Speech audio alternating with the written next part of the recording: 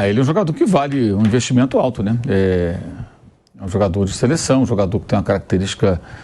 Ele é um jogador que ele participa muito do jogo sem bola e ele é um cara com uma chegada muito forte também na área, bate falta. É um jogador de 26 anos, então é uma idade muito boa, é a idade que o Flamengo tem contratado atletas, é a idade do Pedro, do Ayrton Lucas, né? Então é um cara com muita lenha para queimar, colega de Arrascaeta na seleção do Uruguai.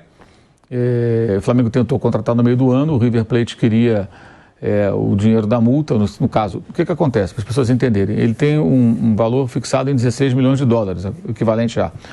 O River tem 30% dos direitos e o Liverpool tem 70%. Me parece até que parte desses 70% é de empresário, é tudo fatiado. Mas, enfim, oficialmente 70% do Liverpool, né?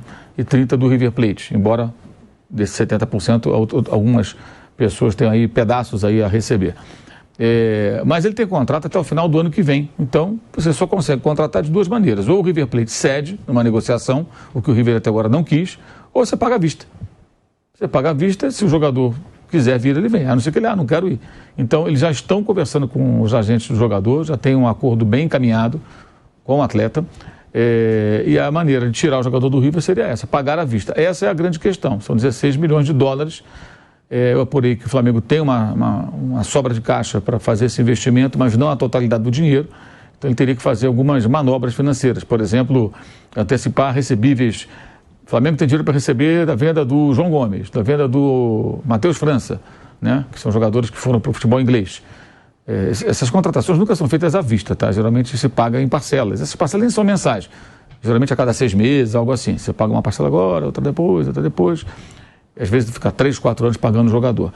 Então, como o Flamengo tem dinheiro a receber, ele pode fazer uma operação no mercado. Você tem as promissórias, digamos assim, você recebe antecipadamente, dá um desconto para aquele que te adianta a grana, você faz aquela grana toda e pumba, entrega. Mas o que eu apurei é que para fazer essa operação tem que ser muito bem desenvolvida, porque isso tem um impacto, né, imediato nas finanças do clube. Você não pode fazer isso de uma maneira translocada. Por outro lado, o Flamengo pode aliviar a folha de pagamento se porventura não renovar contrato com alguns caras que estão aí em final de compromisso. Falo do Felipe Luiz e do Rodrigo Caio, que já há algum tempo já está decidido internamente que não ficam.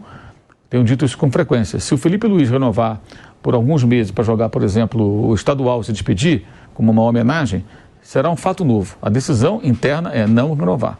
Pode ser que eles façam um acordo. Paga um valor menor de salário, paga um valor qualquer, sei lá, ele joga ali não vai jogar todos os jogos mesmo, vai jogar um joguinho ou outro, aí um dia ele faz um jogo de despedida lá no Maracanã, um jogo do estadual, o pessoal bate palma e tudo, ele vai embora para casa, vai cuidar da vida dele. E o Rodrigo Caio também a decisão é não renovar pela questão física. Mas a gente não pode prever o futuro, pode ser que amanhã o Tite fale, eu quero contar com o Rodrigo Caio. Vamos fazer um contrato de 6 meses com ele aqui e tal, até o meio do ano, ver se ele consegue ter uma sequência. Ok, tem estadual, depois tem Libertadores, é possível, isso pode acontecer, né? Mas a decisão pré-chegada do Tite era não ficar com nenhum dos dois. O Flamengo até internamente entende que o Rodrigo Caio bobeou quando não foi para o Cruzeiro. O Cruzeiro tentou contratá-lo, o Flamengo pagaria parte dos salários, porque lá ele jogaria regularmente. Pelo menos, se o Cruzeiro estivesse contratando, não era o Pepa o técnico a ele. É porque ele ia jogar. Está inteiro, joga. Ele está disponível para jogar um tempão, não está machucado. Mas só entrou agora em 2 jogos com o Tite como volante, uma emergência, porque ele estava sem volante nenhum, colocou no meio campo. Como zagueiro, ele não joga há muito tempo, que é a posição dele. Mas, enfim, hoje a decisão, já há algum tempo, repito, antes do Tite, é não ficar com nenhum dos dois. O Everton Ribeiro tem uma negociação de renovação por 1 ano. É a ideia do Flamengo. O jogador quer mais do que 1 ano.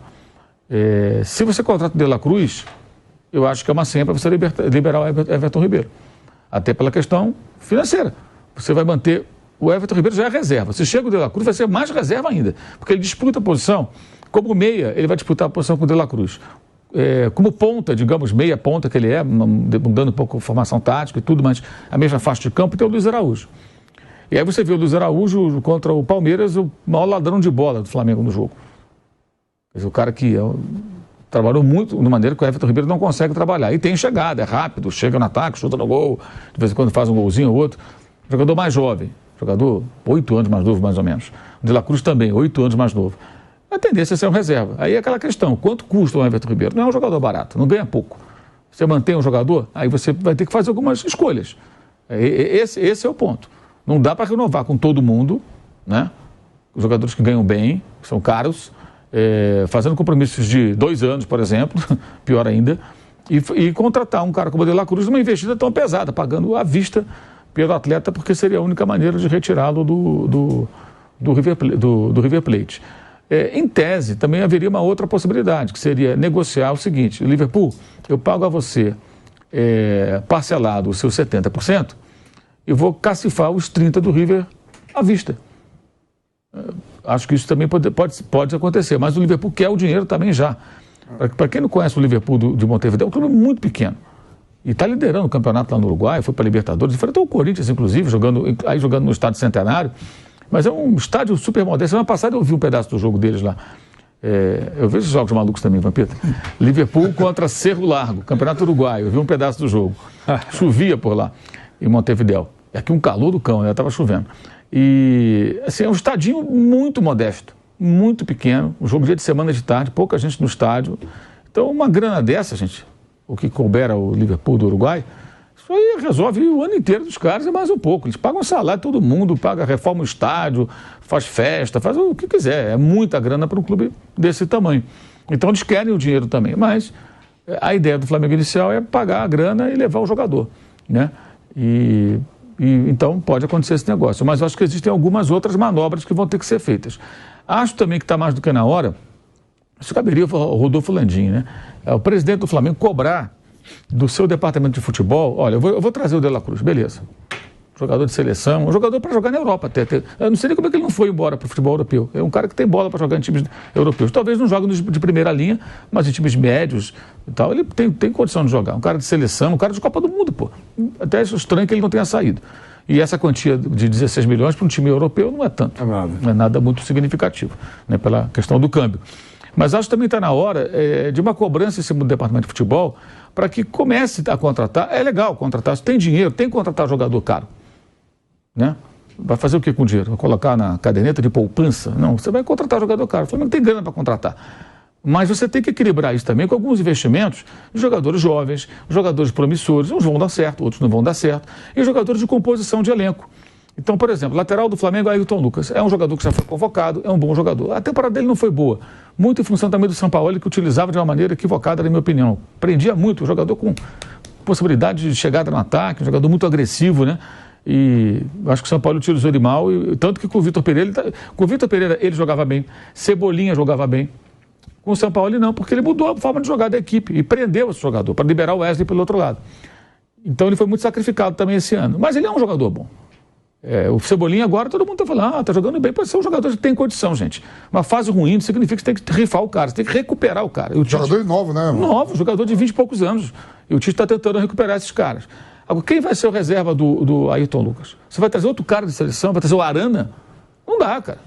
Não dá para você ter só jogadores assim desse nível, por mais que o clube tenha dinheiro. Só se fosse nem o Manchester City faz isso. Se você olhar os reservas, algumas contratações, nem todas são contratações tipo... Mesmo patamar. Tipo, por exemplo, pagaram 100 milhões de libras lá pelo Grealish.